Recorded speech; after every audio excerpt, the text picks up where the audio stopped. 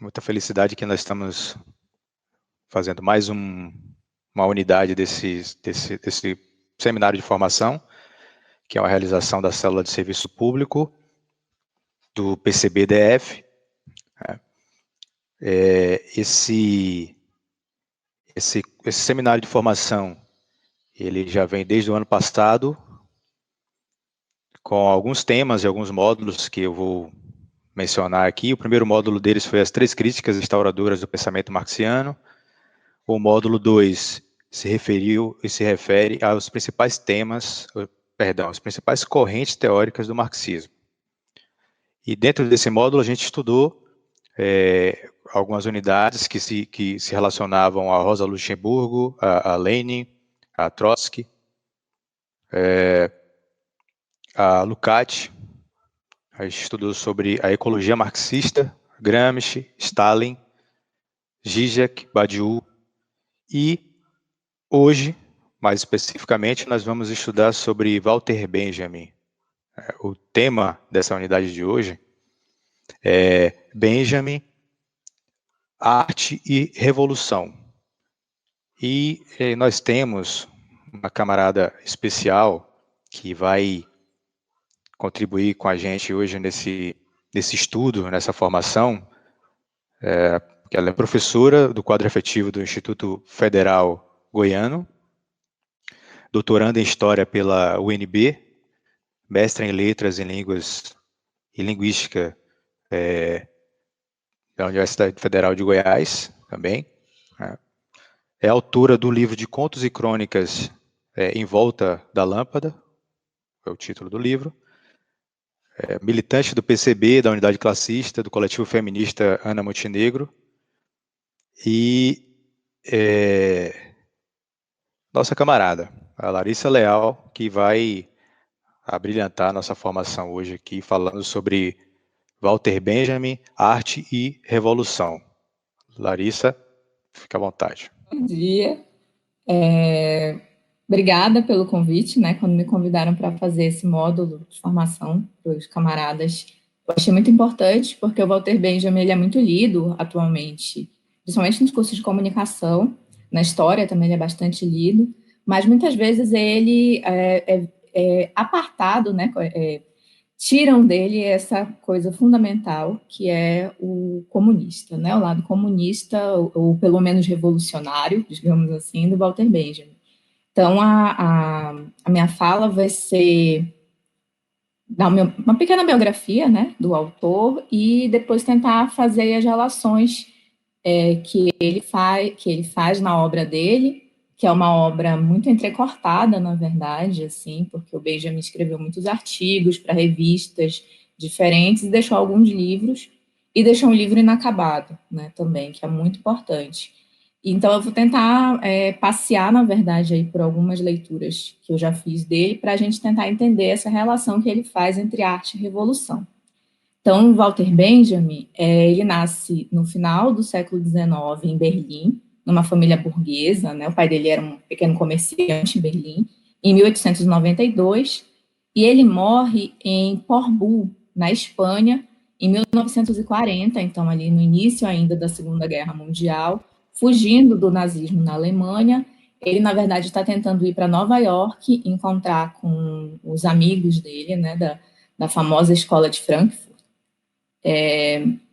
amigos em comum ali, e ele, quando ele recebe a notícia de que os nazistas estão chegando para invadir a França, na verdade, e ele acha que ele não vai ter escapatória, então ele se suicida em 1940. Ele passa boa parte da vida pleiteando uma carreira acadêmica que ele não consegue. Ele chega a se inscrever, né, com uma tese de livre docência, que é sobre a origem do drama barroco alemão, em 28, para uma cadeira na Universidade de Frankfurt, mas ele não consegue, porque ninguém entende, na verdade, o que ele está querendo com aquela obra. Então, ele não consegue essa carreira acadêmica, e ele passa, então, como eu falei, ele passa a vida escrevendo para revistas de cultura, de onde ele tira o sustento. Então, ele vai escrever muito sobre teatro, ele vai escrever muito, principalmente sobre literatura, e os textos que são mais famosos dele, que é sobre fotografia e cinema. né? Geralmente se divide a obra do Benjamin em algumas fases, né? Seria a fase teológica, que chamam, né? Onde ele já faz uma crítica anticapitalista da modernidade, mas ele ainda não se considera um marxista, apesar de estar muito próximo dos marxistas, dos comunistas na Alemanha. Ele tem vários amigos marxistas, mas ele ainda não se considera ali, né, no início dos anos, no final dos anos 10, início dos anos 20, ele ainda não se considera um marxista. A partir de 23, 24, principalmente influenciado por Bertolt Brecht, né, o diretor de teatro, ele vai começar a entender melhor, digamos assim, que ele é um marxista, que ele pode se considerar um marxista, e vai começar a escrever como um marxista, se declarando um marxista. E uma outra fase que também geralmente é muito comentada é quando ele se torna marxista soviético. Isso daí alguns autores falam sobre essa denominação, que seria entre 33 e 36. Inclusive o texto, que é muito conhecido dele, né, na área da comunicação, que é a obra de arte na época de sua reprodutibilidade técnica, esse nome enorme, ela é de 36, então seria dessa fase marxista soviética, né? O Benjamin, ele era judeu, né? Então, e ele ele não só era judeu, ele gostava de pensar nas teorias judaicas. Então, aquela primeira fase teológica lá ele trabalha muito com as questões do judaísmo, mas ele nunca abandona isso. Então, a gente vai ver, por exemplo, que o último texto que ele deixa acabado, melhor, digamos assim, o último texto que ele deixa antes de se suicidar, e que só vai ser descoberto depois, só vai ser publicado bem depois da morte dele, que são as teses sobre o conceito de história. A gente vê ali muitos termos judaicos, muitos termos teológicos. Ele fala muito no Messias, ele fala muito em redenção, mas, na verdade, essas palavras elas têm um duplo significado, né? A redenção a gente pode entender de várias maneiras ali dentro do texto, e entendendo melhor a obra dele como um todo. E o Messias, muitas vezes a gente pode entender o Messias como a própria revolução, né? Quem fala bastante sobre isso, um livro muito interessante que é legal de indicar para quem está começando a ler Benjamin, e para quem já lê Benjamin há muito tempo também, eu acho que é bem legal o jeito que ele interpreta, é um livro do Michel Louis, chama Alarme de Incêndio, se eu não me engano, né, que ele vai comentar a tese, né, desse texto, sobre os conceitos de história. Então, assim, o Benjamin, o pensamento dele é marcado principalmente por duas questões, que é a crítica radical da ideia do progresso histórico e, por outro lado, a defesa das potencialidades das novas tecnologias para a produção artística. Então, num primeiro momento, isso pode parecer contraditório, mas a gente vai ver que não tem nada de contraditório. Principalmente porque o Benjamin está o tempo todo buscando o sentido político das coisas, né? Então, eu vou começar com a crítica da ideia de progresso, porque eu acho que ela é fundamental para a gente entender a posição dele com relação à arte. Quando Benjamin escreve esse texto, que é o último texto da vida dele, ele já tinha publicado muitas coisas sobre a questão do progresso. Então, assim, ele não é... antes de morrer ele pensou sobre isso. Não, ele pensava sobre isso sempre. Só que antes de morrer ele deixa esse texto que é, na verdade, muito pessimista, sobre o conceito de história, em que ele vai, digamos assim, cravar a posição dele com relação a esse progresso. O Benjamin está batendo principalmente em duas questões. De um lado, o historicismo fundado no século XIX, né, quando a ciência histórica ela se funda, porque o historicismo ele é baseado na ideia de progresso como uma lei histórica, né? A história anda de acordo com o progresso, é obrigatório que a gente progrida, né? E, ao mesmo tempo, ele está batendo também ele está batendo também na social-democracia. Então, tem um contexto mais imediato ali sobre o que ele viu acontecer na Alemanha no início do século, após a Primeira Guerra Mundial, né, e a ascensão do nazismo. E ele entende, e a gente lendo sobre o conceito de história várias vezes ele vai marcar isso, que a social-democracia ela permite a ascensão do nazismo, principalmente na concepção do Benjamin, porque ela entende que não é um perigo, porque o progresso ele é automático, ele é inevitável, e o fascismo seria uma regressão. Então, se o progresso ele é uma lei da história, não tem como o fascismo ascender, já que ele já tinha alcançado esse progresso aí. Então, ele vai fazer essa crítica, né, de que não existe o progresso automático, não existe o progresso inevitável, o progresso não é natural, o progresso não é uma lei da história. Então, os social-democratas são sim culpados pela ascensão do nazismo na Alemanha. Essa tese, então, como eu falei, ela é muito pessimista, mas é de um pessimismo que não é um pessimismo fatalista, na verdade. Ele vai apontar ali caminhos para a revolução, né? A imagem mais conhecida é na tese 9, onde ele traz o anjo da história, que ele comenta um quadro do Paul Klee, que tem um anjo. E aí ele vai começar a pensar, a refletir sobre esse quadro. Na verdade, a gente vendo o quadro hoje, a gente não consegue muito entender por que o Benjamin estava pensando tudo aquilo. Mas o que é interessante é justamente que ele consegue fazer uma interpretação original da luta de classes a partir dessa reflexão sobre o anjo, do que ele chama o anjo da história. O que é, então, o anjo da história? É um anjo que ele descreve como voltado de costas para o futuro e olhando para o passado. E quando ele olha para o passado, tudo que ele vê são escombros e ruínas. E ele quer ir lá e quer salvar as pessoas, digamos assim, desses escombros e dessas ruínas. Mas ele não consegue, porque existe um vento que sopra e leva ele para o futuro. Esse vento, ele diz que é o progresso, né? Isso é uma interpretação da luta de classes para o Benjamin, né? Ele demonstra, na verdade, essas ruínas são os oprimidos, né? São os vencidos pela história. Quando a gente não olha para esses oprimidos, para esses vencidos da história, quando a gente considera que o progresso é uma lei inevitável, a gente não está olhando, então, para os oprimidos. A gente não está considerando a resistência desses oprimidos, a gente não considera as experiências deles, a gente não considera a vida deles, a gente considera como se fosse descartável, né? Como se não valessem nada para a história, porque a gente simplesmente segue em frente. O que interessa, então, é o futuro, né? Para essa concepção de progresso inevitável. Então, a gente está compactuando com os opressores, né, que são os vencedores dessa história aí de progresso. O Benjamin, de certa forma, ele meio que corrige aquela imagem do Marx e do trem da história, né? Para o Benjamin, o comunismo não é o destino da história, não é o futuro, não é o destino final dessa viagem do trem da história.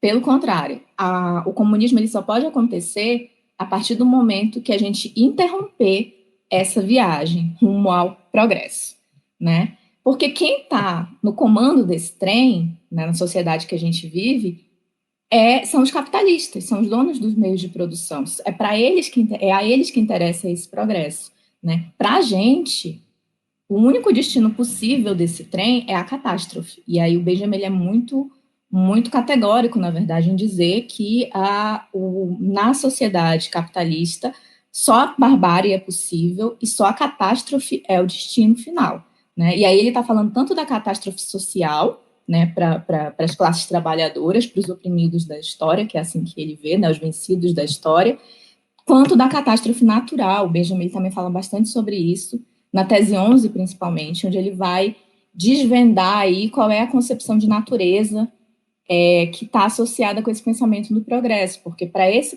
pensamento do progresso inevitável e tudo, a natureza ela é só uma matéria-prima mesmo, ela está ali de graça, ele fala isso, a natureza é uma coisa que está ali de graça para essas pessoas, como se isso não fizesse, como se apropriar dessa natureza de uma maneira qualquer, digamos assim, sem parâmetros, assim, sem nenhuma preocupação, como se isso não tivesse nenhuma consequência para nós. Ele vai dizer que é o contrário, né? Então, também é uma catástrofe natural, né? Então, para o Benjamin, qual que é a questão? Qual que é a tarefa revolucionária? É interromper o trem da história. Esse trem da história, movido pela ideia do progresso natural e inevitável, ele precisa ser interrompido. E é isso, então, que a classe trabalhadora tem que fazer. É isso que os trabalhadores, até então oprimidos da história, precisam fazer para deixarem de ser, então, oprimidos, né? Essa concepção do Benjamin, então, ela tira aquela ideia, ela tira o foco do futuro. O futuro, ele não é só aquilo que é desejável, né? Ele não é o destino final do trem da história. O futuro, ele é construído no presente, a partir da praxis presente. Então, o Benjamin, ele vai focar no que pode ser feito no presente e na relação desse presente com o passado, né? Ali nas ruínas da história, a gente tem que resgatar a memória dos oprimidos da história, né? Dessas ruínas aí, ele trabalha muito com a imagem da ruína, se alimentar, ele fala isso na tese 13, se alimentar da imagem dos antepassados escravizados para, sim, aí sim, fazer a revolução. Então, o futuro, ele é aquilo que a gente pode construir hoje. Ele não está pensando no futuro como aquela imagem do desejado, apenas, uma coisa distante. Ele está trazendo, então, para a nossa praxis revolucionária hoje. É um resumo, assim, digamos, do pensamento do Benjamin com relação ao progresso. O que a arte, então, tem a ver com isso? Uma das grandes contribuições do Benjamin ao pensamento marxista é como ele articula a análise marxista com a análise da cultura, né? O Benjamin, ele é muito influenciado pelo Lukács, principalmente quando ele lê a história de consciência de classe, né? História e consciência de classe, porque ele vai tentar procurar entender a cultura moderna a partir do modo como ela foi afetada pelo capitalismo. Então, ele não vai focar nas relações de produção do capitalismo, na questão econômica, mas ele vai focar em como essas relações de produção, elas afetam também a nossa cultura, a nossa sensibilidade, né? Então, ele vai se voltar tanto para a análise dos produtos culturais como mercadoria na sociedade de consumo, quanto, então, nessa transformação da sensibilidade e vai, então, costurar, então, aí essas duas posições. Para o Benjamin, então, o que é importante? Entender como, dentro do capitalismo, a produção artística pode ser um dos elementos para mudar a superestrutura. O Benjamin entende que a superestrutura ela pode ser mudada, começar a ser mudada, então, dentro do sistema capitalista. Tá? Não é de novo, não é uma tarefa para o futuro, é uma tarefa para o agora, para o presente. Né? Desde que a arte seja entendida com as suas especificidades, né, como parte específica, então, dessa revolução possível. E aí, dentro disso, o desenvolvimento da técnica é uma das coisas que ele vai destacar, porque ele vê que o desenvolvimento da técnica ajuda a democratizar a arte e o fazer artístico. Então, é isso que eu vou tentar explicar agora, né? A tarefa presente possível, ela é possível justamente pelas brechas abertas, pelas próprias contradições do capitalismo. Digamos aí, nessa fresta que ele vai trabalhar. Lá nas teses ele tem uma imagem, é a frase final do texto, que ele fala que a cada segundo a porta estreita ou a fresta, depende aí da tradução,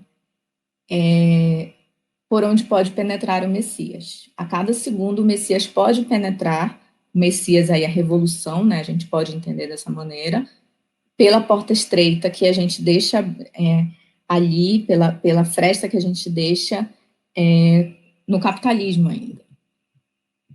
Alguns textos, então, que são interessantes da gente ler casados, assim, digamos assim. São textos que ele publicou em revistas culturais, inclusive, que são Surrealismo, O Último Instantâneo da Inteligência Europeia, que ele publica em 29. O Autor como Produtor, ele publica em 34. Melancolia de Esquerda, eu não anotei aqui quando que ele publica, depois eu olho.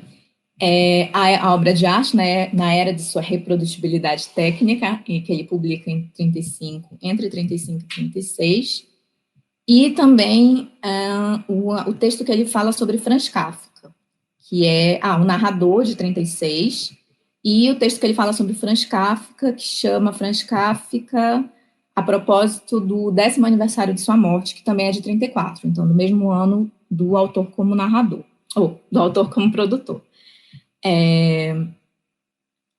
No texto sobre o surrealismo, que é interessante, assim, da gente ver, é que ele já faz a defesa do papel político do artista e da sua arte. Ele entende o surrealismo como uma técnica, né, e como um movimento cultural que surge ali na França no início da década de 20, como uma posição política. Nesse texto ele meio que vai explicar uma coisa que parece que não era muito bem entendida pelo modo como ele coloca ali no texto, que é como os artistas do movimento surrealista vão se engajar para a esquerda. E aí ele vai dizer que isso para ele não é nenhuma surpresa, porque os surrealistas, eles trabalham com uma técnica que ele considera uma técnica revolucionária, né? Principalmente a questão da técnica da colagem, que é unindo os opostos, né? Você pega uma imagem que não tem nada a ver com a outra e você cria uma imagem nova, só que quando você cria essa imagem nova, você não trabalha com a ilusão, você não cria uma ilusão de que aquilo ali não são coisas separadas, pelo contrário, você une os opostos, mas você continua mostrando que eles são opostos, né? E nessa maneira, o Benjamin via uma forma de despertar a consciência as próprias contradições da realidade. Então, quando você não cria essa ilusão. Seria um momento ali, ele faz essa comparação da vigília entre o sono e o despertar. Então, você consegue ver que são coisas opostas, você consegue entender como que elas foram colocadas juntas, mas você não tem a ilusão de que ali realmente vai acontecer uma síntese, né, digamos assim. É muito interessante, então, o olhar do Benjamin para a arte, porque ele está muito focado na questão das técnicas, não é o conteúdo como se ele fosse uma coisa diferente, apartada da técnica, da linguagem artística, né? Não é uma crença no formalismo, é justamente o contrário disso. Né? Eu gosto muito do Benjamin, então, assim, eu não sou uma pessoa que eu falo com neutralidade do Benjamin, eu tenho... Desde o tempo que eu conheci o Benjamin, ainda no final da graduação, assim, para mim, ele é muito original, principalmente na época que ele está escrevendo, né? Ele é muito original em muitas posições, assim, para a gente, hoje em dia, entender a arte. No texto, o autor como produtor, que é um texto de 34, e que, na verdade, não é um texto que ele escreve para ser publicado, é uma conferência que ele é convidado para dar no Instituto contra o Fascismo, na França, no caso. É um texto muito interessante, porque ali ele já está na fase marxista soviética, né? Ele se autoconsidera um autor marxista, a favor da revolução, né, como a gente está vendo, mas ele não compactua com a ideia do realismo soviético, com a nova objetividade pregada, então, pelo governo soviético. Ele vai bater de frente com essa ideia, principalmente porque ele entende que essa nova objetividade, ela não é nada diferente do que o capitalismo já colocava para a arte. Né? É como se o governo, né, no caso aí, que ele vai falar realmente com relação a essa posição aí, dissesse como a arte tem que ser, os artistas tivessem que seguir aquela cartilha, mas é uma cartilha principalmente que só trata do conteúdo, que não trata das formas, que não trata da linguagem. Então, para o Benjamin tem duas coisas aí. Primeiro, que o artista ele tem que ser entendido como um produtor de arte. A arte ela não é separada da vida material. Né? Se ela não é separada da vida material, o artista ele também está imerso ali na luta de classes. E ele tem que se entender na luta de classes. Ele vai trabalhar, então, ele não vai aprofundar muito, na verdade, teoricamente sobre isso, mas é muito semelhante ao que Gramsci fala sobre o intelectual orgânico. O artista ele só pode ser revolucionário se ele se entender como um oprimido também. Porque também tem muito essa questão de que a arte, como ela foi muito apropriada pela aristocracia e depois pela burguesia, o artista, por mais que ele venha das classes trabalhadoras, quando ele se torna artista, ele é visto como alguém que é diferente, que é separado até do mundo, né? Essa concepção até muito romântica que que persiste muitas vezes até hoje. E ele vai dizer que não, que o artista, então, ele não é separado do mundo, ele não é separado das camadas sociais, ele tem que se entender, primeiro, para ele fazer uma arte revolucionária, primeiro ele tem que se entender, então, como parte da luta de classes, como parte dos trabalhadores, né, enfim, ou pelo menos aí das camadas oprimidas que ele fala lá no texto das teses, né. E, além disso, a questão que eu estava falando anteriormente, né, do texto do surrealismo, que é conhecer as condições de produção dessa arte. Né? A nova objetividade para o Benjamin, que é pregada pelo realismo soviético, né? Para o Benjamin, ela é apenas uma reprodução das formas artísticas burguesas, principalmente por causa do romance. O romance é uma forma que ascendeu justamente com a burguesia, né? Com o movimento romântico, que é um movimento burguês mesmo, e que o Lukács fala sobre justamente o desenvolvimento do romance ligado à classe burguesa no livro A Teoria do Romance. Então, na verdade, o Benjamin ele vai se apropriar, digamos assim, de muita coisa que o Lukács fala para pensar aí nessa relação mais ampla da arte com a sociedade.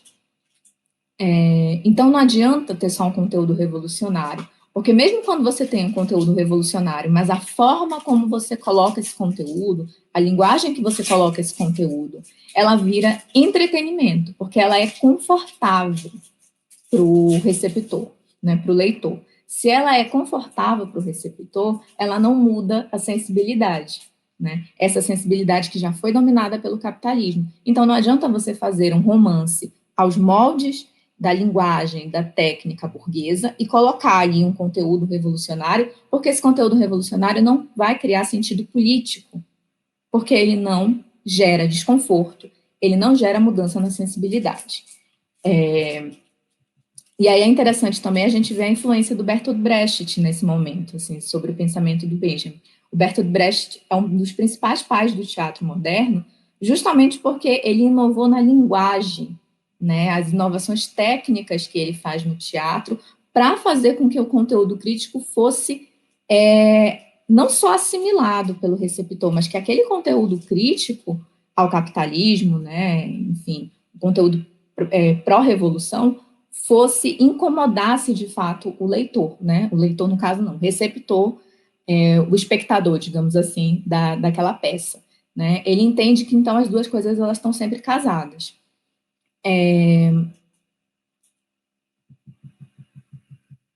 E aí tem uma questão, assim, que é o falar das massas e falar para as massas, né? O que o Benjamin vai criticar, então, é que quando quando o artista não se entende dentro da luta de classes, quando ele não se entende dentro das classes oprimidas, ele não consegue falar com as massas, ele só fala das massas. Ele torna as massas assunto da sua obra, mas ele não consegue dialogar com essas massas, por isso ele não cria o sentido político, né, que essa obra poderia ter, para mudar a superestrutura, né? A gente está pensando sempre aí, então, nesse horizonte. No texto A Melancolia de Esquerda, que é um texto em que ele vai analisar a obra de um poeta chamado Kastner, é interessante que ele vai justamente... É um texto que ele faz, na verdade, para criticar esse poeta, que ele diz que é um poeta que repete palavras vazias de sentido político. É um poeta que vai criticar a sociedade, mas essa crítica que ele faz da sociedade não cria sentido político na obra dele, porque ele recai no fatalismo, no tédio profundo, ele não consegue ver saída disso, justamente porque ele é um burguês e ele não consegue se desvencilhar de como o pensamento burguês funciona. E aí a ideia da melancolia de esquerda. Por mais que ele seja um poeta que faz a crítica da sociedade, que entende quais são os limites do capitalismo, ele não consegue sair do fatalismo que é próprio da classe dele. Já é um problema de não se entender dentro, de não conseguir se reconhecer como um elemento, digamos assim, fundamental para a mudança da superestrutura. Você lamenta, mas você não consegue ver uma saída revolucionária de verdade, né? Então, para a gente retomar ali, que a gente falou do início, nesses índices que ele vai vendo, né, digamos assim, é que a gente consegue perceber por que ele fala que não existe progresso natural. É sempre uma luta constante, né? Não é natural e não é inevitável. Só pode acontecer, então, com a interrupção desse pensamento, né? Desse caminhar na história que a gente segue. É preciso parar de querer seguir em frente, interromper esse fluxo, olhar para trás para a gente sim conseguir fazer um novo caminho. No texto, a obra de arte na era de sua reprodutibilidade técnica, então, que é um texto já de 36, né, ele já tinha escrito essas coisas aí que a gente está falando, e ele vai, digamos, recapitular isso para analisar fotografia e cinema. Eu, na verdade, não vou entrar muito nessa questão, porque eu sou da literatura, né, então a minha leitura do Benjamin sempre foi mais pela literatura. Mas, na verdade, essas coisas que a gente está tratando, elas são para todas as artes, né? A posição do autor, a questão da mudança da linguagem, da mudança da técnica, ela é para todas as artes.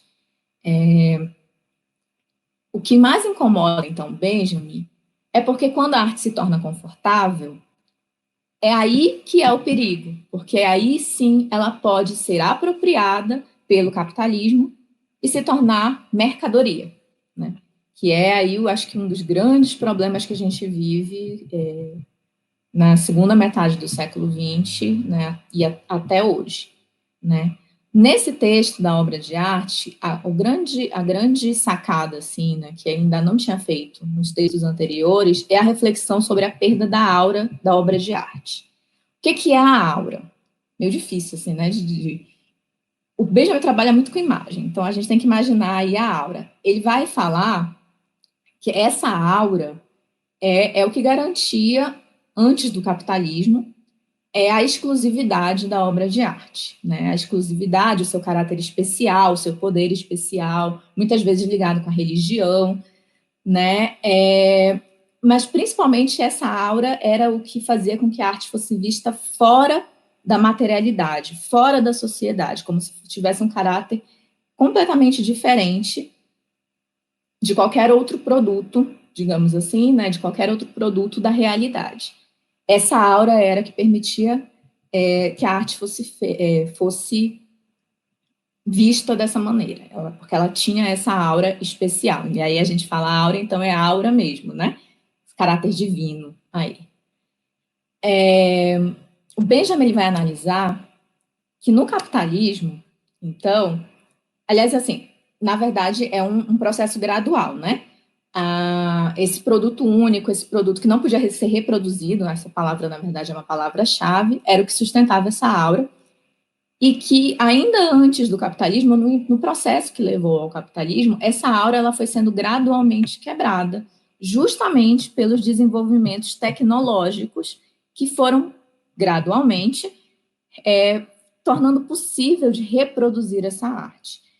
Então, assim, por exemplo, se a gente pensar na literatura, no início dos tempos, o que era a literatura? Era a literatura oral.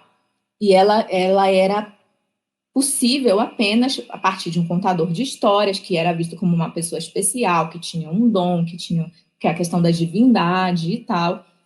Quando acontece a escrita, essa literatura, nas sociedades em que, né, se desenvolveu a escrita, essa literatura passa a ser escrita, mas ela também não é facilmente reproduzível, porque você precisa ter, primeiro, pessoas que sabem escrever, depois as pessoas que você precisa ter material. Com o desenvolvimento da imprensa, ela vai se tornar mais reproduzível. Mas isso só vai, de fato, ela só vai conseguir ganhar o mundo, digamos assim, quando você tem o desenvolvimento dos jornais, né, a grande imprensa do século XIX. E aí, então, você tem a literatura sendo produzida no jornal, sendo publicada, melhor dizendo, no jornal, e alcançando um grande número de pessoas. E aí, a mesma coisa com a música, por exemplo. Antes de você ter a possibilidade de gravar música, né, você só poderia assistir uma pessoa, você só poderia ouvir música, assistir um espetáculo, digamos assim, de música, se você estivesse na presença dos artistas, dos músicos. E tudo isso criava essa aura da obra de arte, que ela é um acontecimento, né? O artista é uma pessoa que tem uma capacidade especial e ele faz aquilo num momento especial e aquilo vira um acontecimento. Com o desenvolvimento tecnológico, com a possibilidade de você fazer grande reprodução de jornal, com a possibilidade de gravar música, aí depois vem a fotografia, então, que é uma outra coisa ainda mais revolucionária, né, no mundo da técnica. Essa aura, então, ela vai sendo gradualmente quebrada, né? Não, você não precisa mais estar num momento especial para apreciar a arte e você passa a ter, e aí isso é uma questão fundamental, né? Que passa a existir, não para qualquer pessoa, mas passa a existir a possibilidade de adquirir arte, né? Que aí é a questão da mercadoria. E aí a gente lembra do Adorno. O Adorno era amigo do Benjamin, e eles conversavam muito, né, e tal. E aí, para o Adorno, o Adorno ele vê isso apenas pelo lado negativo, essa quebra da aura, justamente porque é o que vai possibilitar o nascimento da indústria cultural e que a arte seja simplesmente vista como mercadoria, né, vendida pelo mercado como qualquer outro produto. O Benjamin não, ele vê esse lado negativo, mas ele vê o lado positivo dessa questão, que é a possibilidade de democratizar a arte. Então, já que agora você não precisa mais de um momento especial, qualquer pessoa, porque antes ela era para muitas poucas pessoas, né? Principalmente quando a primeira aristocracia, depois a burguesia se apropriam da produção da arte, ela é apenas para aquelas pessoas. E aí o Benjamin vai dizer agora, a arte pode ser para qualquer pessoa. O que a gente precisa ter o cuidado, então, é de não confundir isso com a mercantilização da arte, né? E aí o grande perigo, né? A dessacralização, então, da arte, essa desauratização pelo capitalismo, acabava criando, então, a abertura para uma verdadeira arte de massas, né? Tanto pelo acesso à arte, quanto também por tornar mais evidente que o artista que ser artista não é apenas para poucos escolhidos, né? Então, também a desauratização vai funcionar também nesse sentido, de que o artista não é mais um ser divino, ou qualquer coisa nesse sentido. A saída, então, para o Benjamin, para não permitir que o capitalismo se aproprie do produto artístico como mercadoria, ela já está dada lá no texto do autor como produtor. Dada assim, né? Claro que não é, tá aqui, é só fazer isso. Mas pensar sobre isso, na verdade. Renovar a arte, buscando atingir a sensibilidade do público de uma maneira que o deixe desconfortável, né? E aí, é claro que quando a gente está falando renovação aqui, é porque eu não achei outra palavra. Mas, porque para o Benjamin, aí é por isso que eu quis falar da questão do progresso lá no início, a ideia do mais novo é fantasmagoria do progresso. O progresso não existe, e essa coisa de ficar o tempo todo buscando pelo mais novo, pelo mais novo, pelo mais novo, isso aqui já se tornou obsoleto, a gente vai trocar por uma coisa agora melhor, mais nova. Isso, na verdade, é um modo como o capitalismo finge que está progredindo, quando na verdade não está. A progressão da técnica para o Benjamin não é a mesma coisa que progresso moral, que o progresso do ser humano, né? Então, existe o desenvolvimento das técnicas é progresso, mas isso não significa que a gente está progredindo na história, né? Então, quando a gente fala em renovação da arte, a gente não está falando que é preciso inventar o tempo todo novas formas, mas é que é preciso mudar a forma como mudar a sensibilidade, porque o capitalismo já afetou a nossa sensibilidade. E, às vezes, para o Benjamin, isso significa pegar alguma coisa do passado e trazer para o presente, né? A questão das ruínas, de novo, né? É preciso, então, revitalizar alguma coisa do passado e trazer para o presente. Lá no texto sobre o narrador, né, chama o Narrador, na versão de 1936, que é a que está no livro Magia, Técnica, Arte Política, ele faz essa reflexão, né? Nesse texto ele vai analisar a obra de um autor russo que chama Nikolai Leskov, não sei se é assim que pronuncia, e aí nesse texto ele vai refletir então sobre como que o modo de narrar mudou.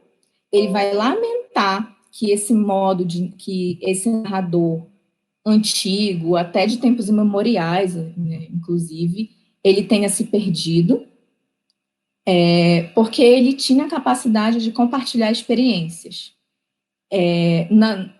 Aí o Benjamin vai fazer uma reflexão de que na sociedade contemporânea, né, a ele, no caso, e hoje em dia acho que mais ainda, não é mais possível compartilhar experiências, porque as pessoas estão separadas, elas não compartilham mais da mesma tradição. Tradição, nesse texto, uma palavra fundamental, né? E aí, qual que é a reflexão que ele vai fazer? Ele vai dizer que Nikolai Leskov, ele tenta ser esse narrador de tempos imemoriais, que conta histórias exemplares para compartilhar experiência, para dar ensinamentos, digamos assim, mas que ele não consegue fazer isso porque o público dele não tem mais essa sensibilidade, eles não compartilham mais as mesmas experiências. É importante aqui a gente fazer só um adendo aqui. Para o Benjamin existem 2 tipos de experiência, tá? Então, ele trabalha com 2 conceitos de experiência, que é a experiência coletiva, que é dada pela tradição, e a vivência individual. Então, quando ele está aí falando de compartilhamento de experiências, lamentando que a gente perdeu essa capacidade, ele está falando dessa experiência coletiva dada pela tradição, né? Então, ele vai lamentar. Esse texto, ele, na verdade, ele tem um tom muito pessimista, porque ele vai mais lamentar do que outra coisa, né? Que a gente tenha perdido essa capacidade. No entanto, se a gente vê as análises do Benjamin sobre 2 autores aí, a gente vai ver como que funcionaria de uma maneira bem sucedida essa revitalização do passado no presente, né, claro. Quando ele interpreta a obra do Charles Baudelaire, um lírico no auge do capitalismo, é o nome do livro que compila os textos que ele escreve sobre Baudelaire. Por que o Baudelaire, né? Ele vai dizer que o Baudelaire, ele é um poeta da classe burguesa, assim como Kastner, lá do texto da Melancolia de esquerda, mas que o Baudelaire, quando ele... a linguagem dele salva o texto dele, justamente porque a linguagem torna o texto mais desconfortável. Aquilo que ele está querendo dizer fica ali, digamos, uma sementinha, né? Principalmente porque nas Flores do Mal, o Baudelaire ele vai mostrar Paris, aquela Paris da metade do século XIX, que é o centro do capitalismo, né, naquele momento. Ele vai mostrar essa Paris de uma maneira melancólica, mas ele vai mostrar a partir de alegorias. E aí é que é a grande questão da revitalização de uma técnica do passado no presente, porque a alegoria é uma técnica que era muito usada no barroco, né? E que no século XIX não era bem vista pelos artistas, justamente porque era uma coisa antiga, antiquada, que não tinha nada a ver mais com a arte daquele momento, porque ali já é o primado da metáfora, né? Mas o Baudelaire vai usar essa técnica para mostrar Paris. E o fato dele usar essa técnica para mostrar essa Paris melancólica faz com que o texto dele, então, crie um sentido político, justamente porque ele passa a ser um texto que não serve como entretenimento, porque ele é um pouco mais difícil, você precisa pensar mais para alcançar os sentidos ali, que são as contradições mesmo da sociedade capitalista. E o outro texto, que é o do Franz Kafka, que falei ainda agora já, né? Se alguém já leu Kafka, acho que fica bem fácil de entender, na verdade, isso. O Benjamin considera que os textos do Kafka também são desse narrador imemorial, desse narrador que tenta compartilhar uma experiência através de uma história exemplar, só que ele não consegue comunicar isso, porque nós não compartilhamos mais, né, essas experiências. E aí se torna esse texto que é profundamente incômodo, porque você sente que você não está conseguindo penetrar. A questão do Kafka é que ele sabe disso. Ele sabe que ele não consegue comunicar e ele joga com essa impossibilidade, né? Criando um mundo que aparentemente é fantástico, mas que, na verdade, está falando das contradições da sociedade em que ele vive, né?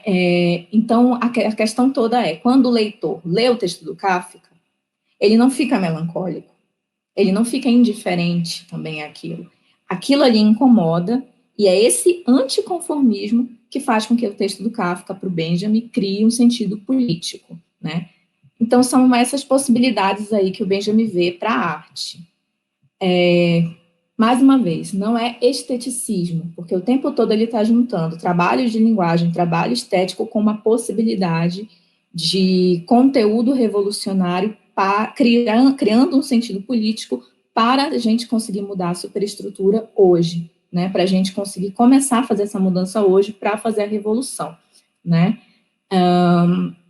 Então, é pôr em marcha a transformação da superestrutura dentro do próprio capitalismo, ao evidenciar as contradições da sociedade capitalista. É unir a subjetividade do artista, né, que é tão aclamada, né, pela concepção de arte burguesa, com as condições materiais da realidade, né? Então, fazendo essa união é que a gente consegue trazer a consciência tanto do artista quanto do público que vai consumir aí essa arte para a luta de classes, para a mudança da superestrutura, principalmente.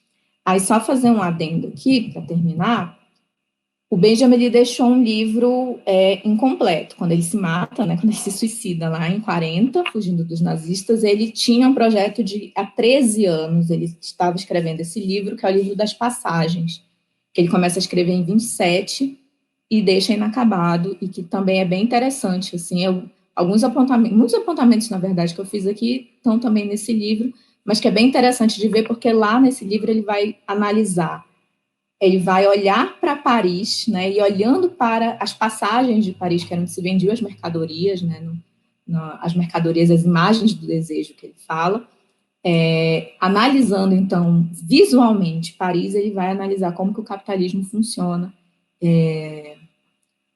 na nossa sensibilidade, como que ele afeta a nossa sensibilidade.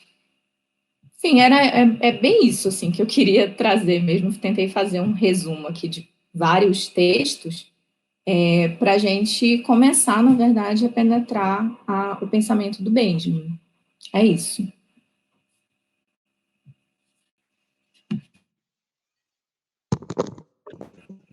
Maravilha, muito bom, Larissa. Mais uma vez, obrigado. Agora é o momento das questões, das participações de todos os amigos e amigas e camaradas que estão aqui presentes. Vocês podem usar o chat ou o microfone, fiquem à vontade. Essa fala, essa participação aí da camarada Larissa nos mostrou que o Benjamin e esse tema, né, traz algumas questões candentes e gélidas da atualidade. Questões importantes para a gente refletir e discutir. Temos a pergunta do Lucas.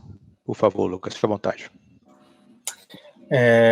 Muito bom, camarada. Muito obrigado aí pela explanação a respeito da obra do Benjamin, que era um autor que eu já tinha lido alguns textos soltos dele durante na faculdade de comunicação, né? Ele e o Adorno são dois autores da Escola de Frankfurt que a gente lê aí nos cursos de comunicação e tal, mas foi muito bom voltar a ler ele agora e agora tendo essa contextualização maior da obra dele que você deu. Foi excelente. Agora, uma coisa pela qual eu sou curioso, que eu estava, enfim, tinha separado algumas coisas aqui para ler, e aí queria saber um pouco da sua leitura, da sua opinião, mas é que você falou bastante da apropriação que o Benjamin faz do trabalho do Lukács, né? Mas eu sei que eles têm aparentemente tem uma discordância, né, a respeito, pelo que eu entendo, principalmente do surrealismo, né, que é uma vanguarda que o Lukács vai criticar bastante, e o Benjamin faz um elogio, né, ao surrealismo, e a própria ideia de alegoria, né, eu sei que existe uma discordância aí entre os dois, entre esses dois pontos aí. Eu queria entender um pouquinho melhor de onde que vem essa discordância e tal, da leitura deles.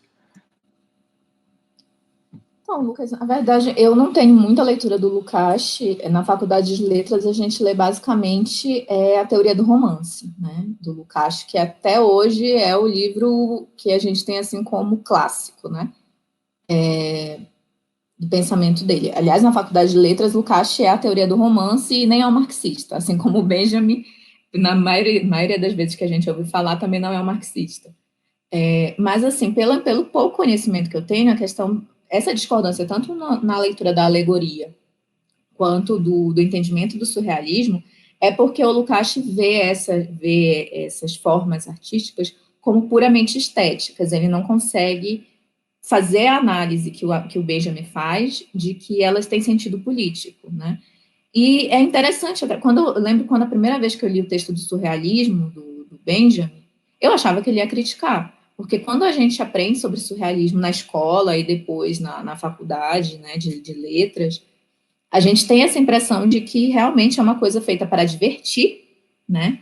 É uma brincadeira pura e simplesmente, mas que não tem, que não passa disso mesmo, né? Que não está passando ali nenhum conteúdo. Então, eu acho que é uma discordância de interpretação que vai muito nesse sentido, assim, de entender, na verdade, que é o que o Benjamin faz, que é entender estética como uma ação política, né? Eu não tenho realmente conhecimento aprofundado para falar aqui da posição do Lukács, mas pelo pouco conhecimento que eu tenho, e principalmente pela relação que o Benjamin faz nesses textos, né, é muito nesse sentido de entender estética também como política. E aí o nome do livro, né, onde estão esses textos, inclusive, que eu acho maravilhoso, Magia e Técnica, Arte e Política, né, como que essas coisas aparentemente separadas na sociedade capitalista burguesa, como que elas podem se unir.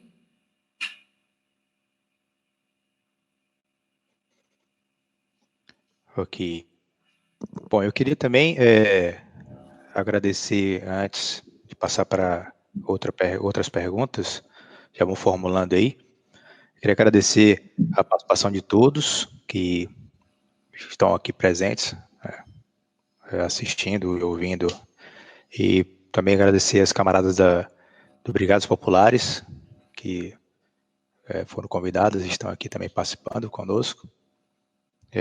Yasmin, que eu gostaria de fazer uma pergunta também. Olá, bom dia, camaradas. Vocês estão me escutando de boas? Sim. Sim. Meu microfone às vezes dá uma falha, qualquer coisa vocês me avisam. Primeiro eu gostaria de parabenizar a expositora, né, Larissa. Eu estudo Walter Benjamin, só que estudo na filosofia, Larissa. E aí, quando o camarada Daniel fez o convite, né, aí eu falei, ou é de letras, ou é de história. E aí ele depois me passou a formação, né, que você tinha. Eu gostei muito da sua exposição porque ela pega uma conexão entre esses textos, né, que é aproximadamente feitos, né, na mesma época. E aí eu queria chamar a atenção a dois textos, né, que é o Narrador e a Obra de Arte na Era de Sua Reprodutibilidade Técnica. Os dois são feitos no mesmo tempo, praticamente, em 1936, o Narrador, e em 1935, 36, a Obra de Arte na Era de Sua Reprodutibilidade Técnica.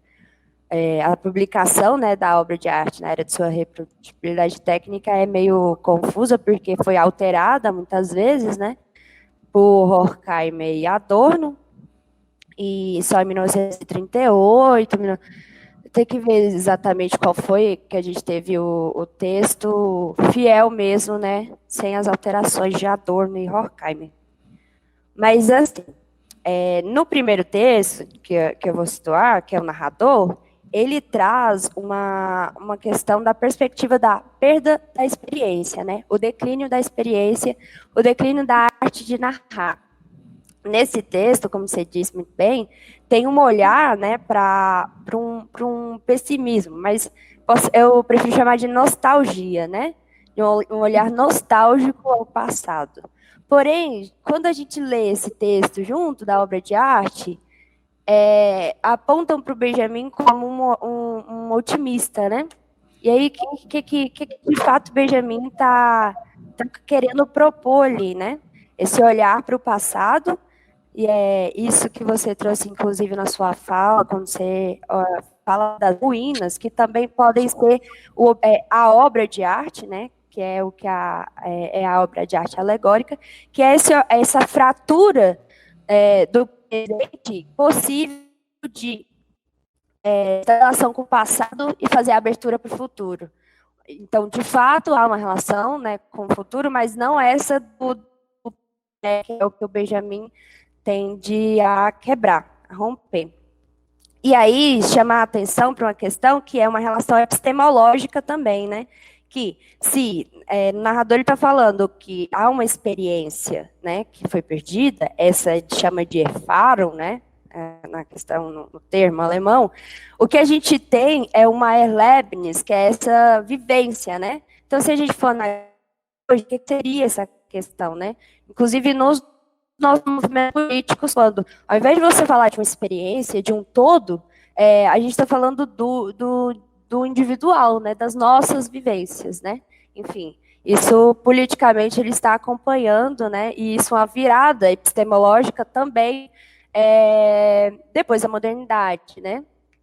E aí, no texto de arte na era de superioridade técnica, coloca uma questão muito interessante, que é essa, né, da passagem, que o Benjamin você comenta, né, para um fundamento da arte ritualístico, que tinha uma unicidade com a natureza, a religião era o centro da arte, né, e depois o fundamento da arte vai mudar, vai se alterar, com o desenvolvimento da técnica. Então, assim, temos várias transformações, né? O que é a arte, né? E o que é a técnica, que já não é mais a tecné da Grécia, né? É outra coisa. Inclusive, tal técnica está servindo para a destruição humana, porque ele está analisando e fazendo esses textos no período entre guerras, né? Então, que técnica é essa que está servindo para a destruição humana e está estetizando a política, né? E que potencial de estetização da política, e o que esse potencial de estetização da política vai oferecer para a humanidade, caso não seja feita uma política artística, né? Então, tenha uma tendência posta revolucionária. E aí, quando você fala que no autor, como produtor, ele coloca uma questão, né, para pensarmos, isso também é uma das formas, né? Que é essa de você conscientizar os intelectuais do seu meio de produção. Mas não só, né? Quando ele está falando, o Benjamin está falando da democratização da arte, né? Dos próprios seres humanos, né, se verem como produtores e, portanto, sujeitos históricos, aqueles que fazem e que agem, né, de alguma forma.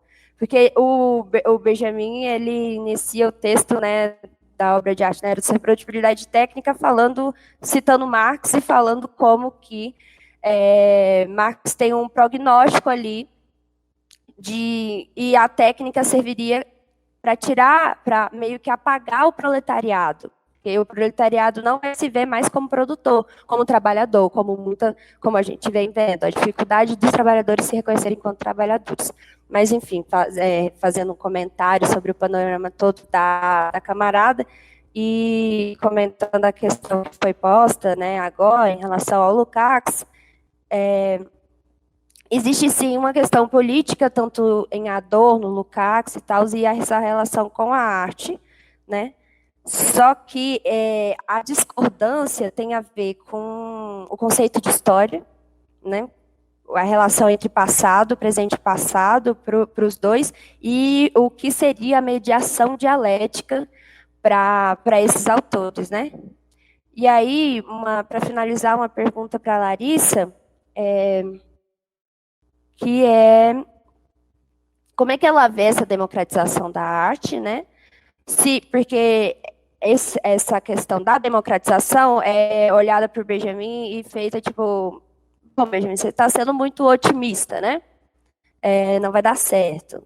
A indústria vai engolir, né, a produção artística, e isso, na verdade, vai se resumir em alienação. E aí, só para ela comentar um pouco mais sobre isso mesmo. Obrigada, gente. Yasmin, obrigada.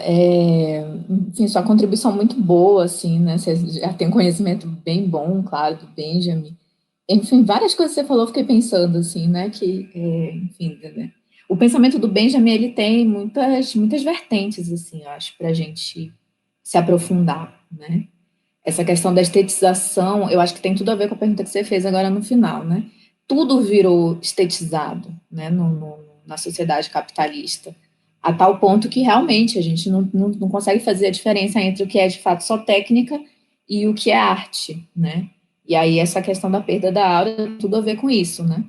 É bem interessante, assim, quando eu estava fazendo a revisão dos textos, né, para montar aqui a ordem aqui da minha fala, eu estava pensando justamente sobre essa questão de que o Benjamin, ele é muito pessimista, mas nesses textos em que ele trata da técnica, realmente ele acaba sendo lido como um grande otimista da técnica, né? Que ele acredita, de fato, que o desenvolvimento da técnica ajuda a democratizar a arte. Talvez, se ele tivesse vivido mais tempo, né, ele teria feito mais ponderações a esse respeito. Mas, enfim, não foi o que aconteceu. E o Benjamin, ele vive antes da explosão da indústria cultural, né? A indústria cultural, ela explode depois da Segunda Guerra Mundial, né? Que é a mercantilização de fato da arte. E aí, hoje, a gente vive uma coisa, e por isso que eu falei, assim, antes, que quando ele reflete sobre sobre essas questões, na verdade, ele não está dando respostas, ele está pensando sobre isso, claro, e que para a gente hoje é interessante a gente pensar nisso, no modo como as coisas são hoje em dia, porque, de fato, como você falou, o mercado engole tudo, né? Quando o fato de estar sempre buscando por coisas novas, e aí o Benjamin fala, olha, para a arte ser de fato revolucionária, ela precisa ter uma linguagem diferente, para não falar a palavra inovadora, né, que eu falei antes. Ela precisa ter uma linguagem diferente, essa linguagem pode ser uma linguagem, um resgate de uma linguagem do passado que, trazida para o presente, vai ter um outro significado. Mas disso o mercado também se apropria, né? O mercado se apropria de tudo, porque ele precisa o tempo todo estar vendendo fantasmagorias do progresso, ele precisa estar o tempo todo dizendo, olha, estamos melhorando, porque nós estamos inovando. Inovação significa, obrigatoriamente, progresso, melhoria. E não é assim, na verdade, a gente sabe que não é assim, né? Quando a gente, por exemplo, estava falando essa semana da paralisação dos entregadores, né? Que essa nova forma de relação de trabalho, porque o empreendedor ele vai trabalhar por conta própria. Na verdade, isso é uma capa nova para uma relação trabalhista que é muito antiga, né, no capitalismo. É como o capitalismo sobrevive da exploração do trabalhador. Para o Benjamin, a arte é a mesma coisa, funciona da mesma maneira. O mercado se apropria da arte, né, dessas novas formas de arte, dizendo que elas são progresso, né, dizendo que elas são inovadoras, quando, na verdade, elas estão só vinculando velhos conteúdos para a sustentação da sociedade burguesa. E eu acho que, de fato, esse é um grande problema que a gente vive hoje, porque tudo se tornou estético, qualquer coisa... aliás, eu até falo, arte é técnica, né, nesse sentido grego aí, até que você colocou, Yasmin. Mas que, de fato, quando a arte não incomoda, acho que a palavra é passividade, quando a gente recebe passivamente a arte, ela perde todo o sentido. E é só isso que o mercado faz com a arte. Ele quer que a gente simplesmente engula passivamente formas estéticas, né? Então, eu acho que hoje em dia, de fato, essa é a nossa grande luta, assim. Eu trabalho com crônica, né? Tanto pesquiso crônica, quanto é o que eu mais escrevo. E crônica é uma forma que foi criada no mercado cultural, né? No início ali da indústria cultural, a questão dos jornais, inclusive o Benjamin fala um pouco sobre isso em alguns textos, mas que, ao mesmo tempo, hoje em dia, é como a literatura, porque a literatura virou um tipo de arte muito apartado, na verdade, da sociedade.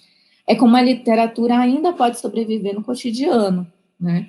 Então, a gente tem que ver quais são as possibilidades que a gente tem nesse sentido. Então, eu faço toda a crítica. Eu trabalho no meu doutorado, eu estudo cronistas, vários cronistas na década de 50, e alguns são comunistas, inclusive, e como que eles tentam utilizar esse espaço não só para o debate político, mas inovando dentro do jornal. Tem uma crônica, por exemplo, que ele não era comunista, o Rubem Braga, mas ele era um grande crítico da sociedade capitalista naquele momento, em que ele retoma, e aí, para mim, isso é totalmente benjaminiano, ele retoma a forma bíblica, né, chama Ai de Ti Copacabana, em que ele vai fazer uma distopia social do bairro de Copacabana, que naquele momento era, né, o boom, o grande cenário da modernidade brasileira, e ele vai mostrar todas as contradições que se vive no Rio de Janeiro naquele momento, mas ele vai fazer isso retomando uma forma bíblica, ele faz como se fossem versículos. Então, isso chama atenção, isso tira o leitor da passividade, né? Eu acho que Benjamin estava falando sobre isso, e ele faz isso numa crônica de jornal, né? Então, eu acho que a gente tem caminhos para pensar, né? Realmente, são muitas questões aí para a gente colocar nesse momento.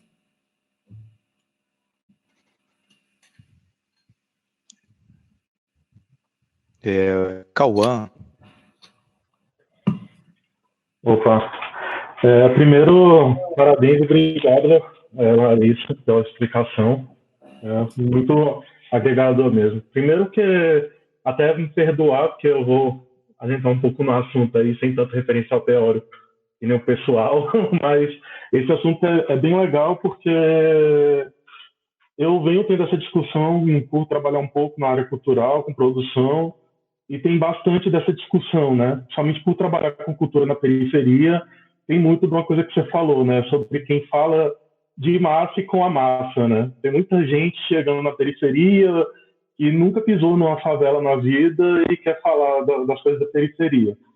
E tem um ponto que eu tive uma conversa um tempo desses, que foi sobre isso, da pessoa, por exemplo, falar dos artistas serem obrigados a falar sobre questão de luta de classe, sobre progressismo, etc. E eu coloquei um ponto que eu nem acho que seja a questão de ser obrigado a falar. Eu acho que se torna uma questão muito vazia, né? É muito fácil, por exemplo, para um artista como a Anitta, que a gente obrigasse a falar, né? Porque é um ponto que você colocou que seria só um conteúdo vazio, né? Porque não adianta ela falar, por exemplo, com um discurso progressista que agrade meia dúzia de fãs, sendo que toda a estrutura por trás é capitalista. Então, o meu ponto é da questão mais pensando questão de estratégia mesmo. Se existe um caminho que se tenha como dialogar com as classes artísticas para tomar essa consciência, ou o caminho é mesmo tentar desenvolver um senso crítico em quem absorve esse conteúdo, né? Porque se é as pessoas que absorvem, que vão passar a consumir artistas que tenham mais esse senso crítico, ou que tenham mais dessa percepção de luta de classe, de parar de consumir dessa grande indústria, de quem está baseado nessa indústria de entretenimento capitalista, para forçar, por exemplo, que um artista de expressão, por exemplo, que nem a Anitta, comece a mudar o meio de produção artística dela ao longo do tempo. Então, qual o caminho que a gente deveria, por exemplo, articular melhor, sabe? Porque isso me incomoda um pouco, por exemplo, de ver artistas que estão ascendendo, por exemplo, na periferia, tentarem buscar esse caminho que é o mais fácil, né? Capitalista, de ir numa grande produtora, etc., e sem ver que ela poderia ter um caminho também tão saudável, até mais saudável, mais consciente. Então, eu queria saber qual caminho assim, a gente poderia tentar buscar, se é realmente desenvolver o senso crítico da população geral para tentar reverter isso, ou se existe um caminho também de conversar com a classe artística, não sei. Você coloca, né, Cauã, mais um dos nossos problemas hoje, né? Acho que tem uma questão, assim, de que o artista da periferia, ele quer, claro, viver da arte dele. Então, também tem uma questão material muito, muito forte aí, de que, de fato, ele só vai ganhar dinheiro, artista no Brasil só ganha dinheiro se ele entrar no mainstream, né? Se ele vender a arte dele como mercadoria. Então, para mim, eu acho que isso é que é muito difícil. Assim, de você dizer para um artista da periferia que a arte dele tem que ser revolucionária e tudo, quando muitas vezes ele quer seguir esse caminho, mas ele precisa fazer isso ganhando dinheiro para se sustentar, né? Então, assim, por isso que não tem uma resposta, né? Como você falou. Quando o Benjamin fala de que na verdade, a primeira coisa para se fazer uma arte revolucionária é que o artista se entenda como parte da luta de classes, que ele coloque a arte dele a serviço da revolução, É quando ele se reconhece como parte da luta de classes, né?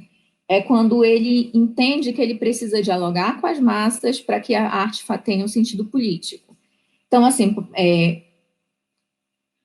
quando você fala, hoje em dia, quando a gente estava falando agora que o mercado engole tudo, o mercado também engole os artistas que vêm da periferia, porque ele precisa, nesse contexto aí da representatividade, das identidades, isso virou uma coisa que era para ser saudável, né? Mas que virou uma coisa que virou, de novo, só mercadoria para a indústria cultural. Então, a gente tem muitas nuances mesmo, né, nesse debate. Quando eu trabalho na rede pública, né, meus alunos, eu trabalho numa área de zona rural, assim, e eu vejo uma diferença muito grande, assim, que os meus alunos, eles conhecem muito pouco desse cenário do mainstream pop internacional. Eles têm muito contato com a arte que é feita no Brasil, né? E aí o mainstream nacional, mas eles também são muito conectados a formas tradicionais, assim, de cultura. E aí, quando a gente está debatendo cultura, eu vejo que eles têm um amor muito grande por essa cultura, que tem uma raiz mais tradicional, mas os que têm interesse em ser artistas, eles falam abertamente sobre isso, de que eles sabem que isso não dá dinheiro, então eles não podem viver da arte deles. Então, eu acho que esse é um nó, assim, que é muito difícil para a gente. A gente precisa, para um partido, né? Num partido, a gente quer recrutar os artistas da periferia, mas, ao mesmo tempo, a gente tem que saber lidar com esse tipo de coisa, porque as condições materiais, elas são muito diferentes, né? Para as pessoas, assim. Eu acho que a gente não, enfim, eu acho que é uma coisa muito interessante para a gente pensar, sabe, os artistas que estão no partido, as pessoas que são ligadas com a arte, que estão nas esquerdas de modo geral, porque, de fato, a gente não pode aceitar que tudo vire mercadoria, porque aí a gente perde a oportunidade do que Benjamin fala de mudar a superestrutura hoje, né? A gente está entregando tudo para o capitalismo, como se a gente entregando tudo para o capitalismo hoje, a gente tivesse alguma chance de, no futuro, fazer a revolução, e não é assim. Eu acho que isso hoje para a gente é bem claro, inclusive, muito mais do que na época de Benjamin. A gente precisa, a praxis revolucionária, ela é hoje, ela é agora.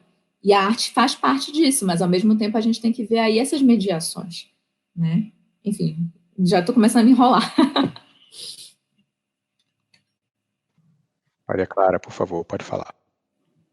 Tá, primeiro eu gostaria de parabenizar a camarada Larissa.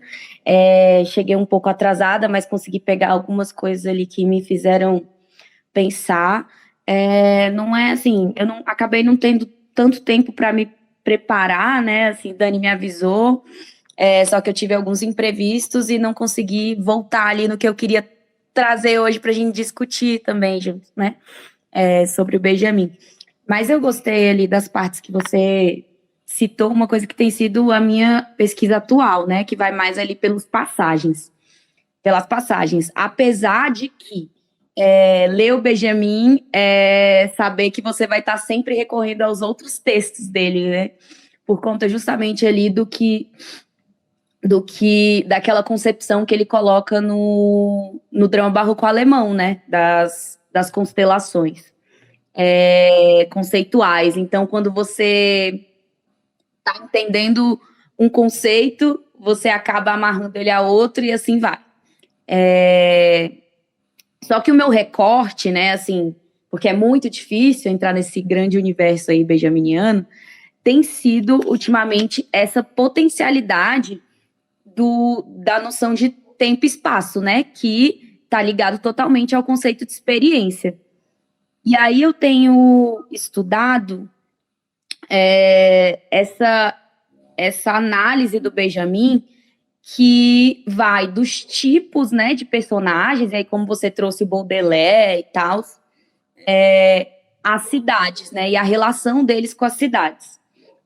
O que tem me interessado ainda mais, né, sobretudo nessa análise, é como essas cidades, elas surgem, né, para o Benjamin como não como um teor, assim, analítico, né, uma coisa que eu vou analisar aqui as cidades, como você estava falando sobre a questão do esteticismo, né, assim, ou como uma curiosidade, assim, ingênua. Essas cidades, elas aparecem como uma necessidade, né, para interpretar os fenômenos, né, modernos. E justamente a coisa mais importante ali dentro da obra, que é entender como a mercadoria transforma, né, as relações sociais. Dentro desse espectro, eu tenho me interessado por algumas pesquisas mais de campo, assim, que eu acho que tem a ver muito com essa nossa preocupação, né? O que nos é dado fazer, nós marxistas, nós comunistas, nós benjaminianos, em relação à prática, né? E isso me parece, hoje, assim, está sendo algo muito legal, né? Claro que antes de chegar a essa pesquisa, eu tô colada no Benjamin, né? Então tem um critério aí. O critério é justamente analisar as nossas realidades, né? Não a partir do Benjamin que fala de um transeunte ou das experiências que são, né, europeias, mas de um Benjamin que serve como um ferramental para a gente pensar a nossa realidade. Aí, usando o que o camarada falou, perguntando sobre a potencialidade, né, disso, eu acho que é justamente isso. Claro que não é uma coisa sem critérios, né? A gente tem que primeiro ler o Benjamin para conseguir se munir do seu enorme, né, do seu enorme ferramental aí, para então conseguir pensar a nossa realidade a partir do que ele oferece ali, né? Que é uma teoria revolucionária. Eu também vi que você usou o Rubens para falar de uma certa fisiognomia, né, da modernidade, que é ali de Copacabana, e me parece muito interessante, porque o Benjamin ele levanta muitos temas que fazem a gente pensar sobre a nossa realidade e talvez os incômodos, né, e as coisas não ditas do cotidiano. Por exemplo, essa questão do tempo, né? Tem um vídeo muito bom, assim, a quem possa interessar, da Algária Matos, falando, né, sobre essa questão do tempo. E lá nesse vídeo, ela começa a refletir sobre o não tenho tempo, né? Então, a gente nunca tem tempo. Os trabalhadores, obviamente, nunca têm tempo, a gente nunca tem tempo, somos trabalhadores também, intelectuais, e essa é a própria noção benjaminiana, né, do trabalho. Mas por que a gente não tem tempo? A gente não tem tempo porque a gente não controla o tempo, né? Então, se a gente não controla o tempo, a gente não tem como deliberar sobre ele. Então, essa questão da consciência, do tempo, o tempo que acontece nas cidades, a melancolia, né, ali do Baudelaire, e as análises benjaminianas, elas vão de encontro justamente com essa atitude em relação à nossa realidade, né? Hoje eu tenho me interessado, assim, pelo Adirley Queiroz, assim, porque eu tô querendo pesquisar uma coisa mais em relação a Brasília, sabe? E os filmes, né, do Adirley, não sei se vocês conhecem, se já assistiram, tem aquele que é o mais famoso, o Branco Sai, Preto Fica, mas tem o Era Uma Vez Brasília, tem muitos filmes que trazem, né, ali no seu, na sua forma, esses elementos, né, da materialidade, sobretudo da materialidade periférica, né, o que é o que nos interessa. E, assim, Lari, gostei muito, vi que você, quando trouxe o Rubens, também tem esse interesse pela questão da análise das cidades, né? Porque pela literatura, justamente, que a gente consegue essa análise. E é mais uma contribuição mesmo, assim, eu não tenho nenhuma pergunta para você, eu acho que eu já fui contemplada com a pergunta da Yasmin, sobretudo, em questão à dialética, né, que é uma coisa muito recorrente ali nas críticas do Adorno ao Benjamin, que o Adorno fala que o Benjamin não tem dialética, né, mas para a gente que lê o Benjamin, a gente lê o Benjamin não, né, não só a gente que lê o Benjamin, mas a gente vê a dialética acontecendo ali, né, a liga da coisa é dada pelo leitor, ou seja, o Benjamin ainda tem esse a mais, ele não é uma coisa, ele não é algo que você vai ler, você vai, é como se, eu não sei, assim, não sei como, não tô me surgindo palavras para falar sobre essa relação, mas parece que o Benjamin, ele vai de dentro, sabe? Da coisa, da dialética, ele está construindo por dentro, e o Adorno, ele tem um olhar mais de fora da coisa, né?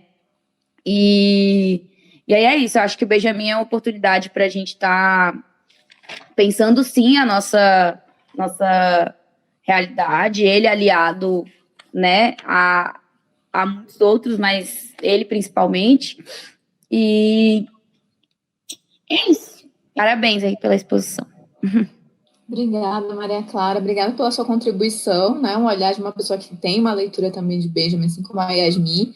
Só queria ressaltar uma coisa. Eu acho que o Benjamin hoje, ele é mais necessário do que nunca, né? Justamente por essa questão de como o mercado se apropriou, de como tudo virou estético. Eu acho que hoje ele é muito necessário, assim, principalmente para as esquerdas, que durante muito tempo ignoraram o Benjamin, né? E eu acho que hoje é o nosso momento de resgatar Benjamin, assim. Bom, vamos para o final. Acho que tem uma participação da Yasmin. Então, na fala dela, quem quiser se inscrever para participar, para perguntar, até a fala dela a gente mantém, tá certo? Por favor, Yasmin.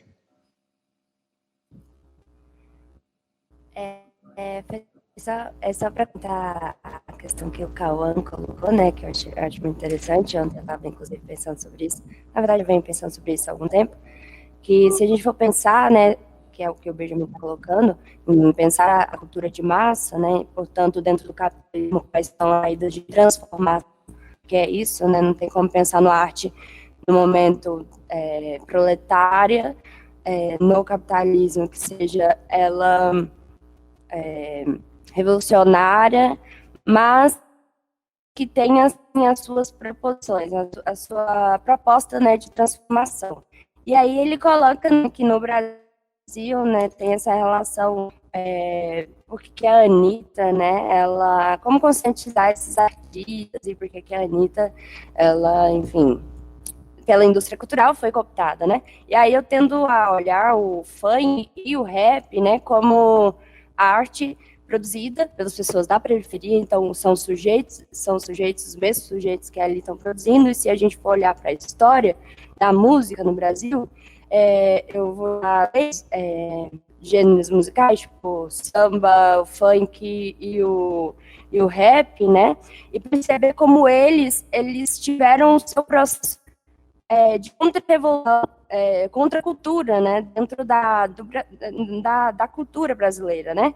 Por exemplo, o funk e o rap, né, eles em um mesmo momento, né, enquanto a indústria estava lá para capturar, né, o produto, o rap teve um movimento de organização política, fez com que não fosse, em determinado momento, né, cooptado, tanto que isso tem, nas letras de rap, tem essas questões, né, só que aí o que eu fico me perguntando é como que no funk, né, por que não o MC Galo e o porquê da Anitta, né, e aí a resposta é essa, né, que existe também a classe dominante escolhe o que tanto o pobre quanto o rico vai estar lá escutando de forma massificada, né.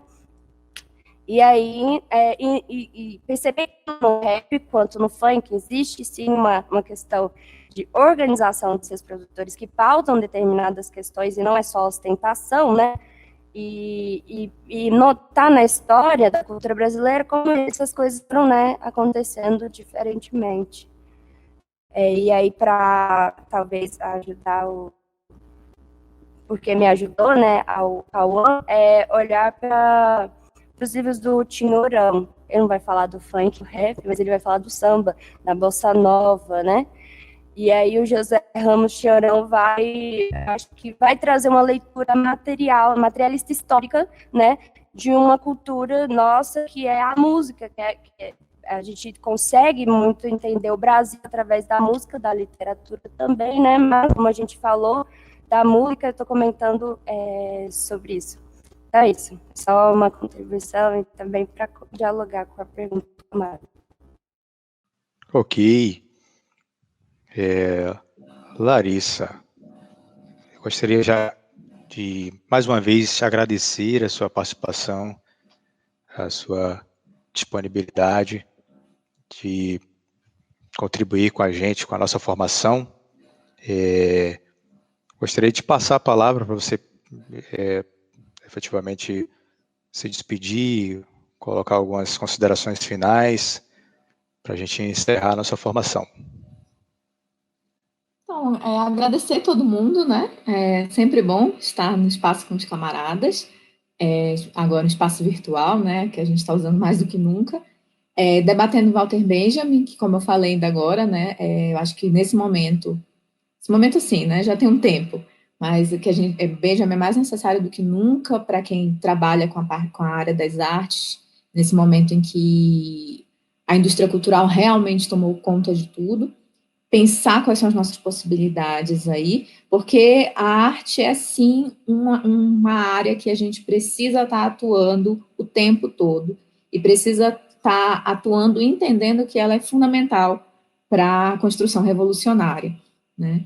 Então é isso, convido todos a lerem Benjamin, e deixei a indicação do Michel Louis, né?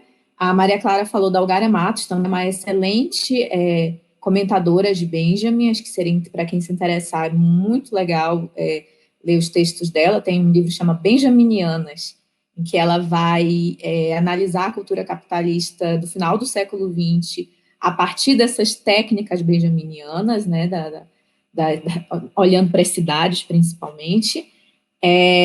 Susan Buck-Morss também, não é brasileira, mas é bem interessante de ver uns textos dela em que ela comenta Benjamin também, respeitando. Eu estou indicando gente que fala o tempo todo. Benjamin é marxista, né? A gente precisa, isso é fundamental no pensamento dele, isso não pode ser cortado simplesmente como se fosse um detalhe, não é um detalhe. Todo o pensamento de Benjamin é voltado, sim, para a revolução, né? Então, esses comentadores, eles vão trazer isso. E eu acho que, para a gente, né, que é de esquerda, que é comunista, isso é fundamental de ser pensado. E é isso, gente. Obrigada. E vamos à luta. Continuamos juntos nas próximas formações, que com certeza também vão ser muito boas, como foram, né, todas as nossas até agora, eu acho.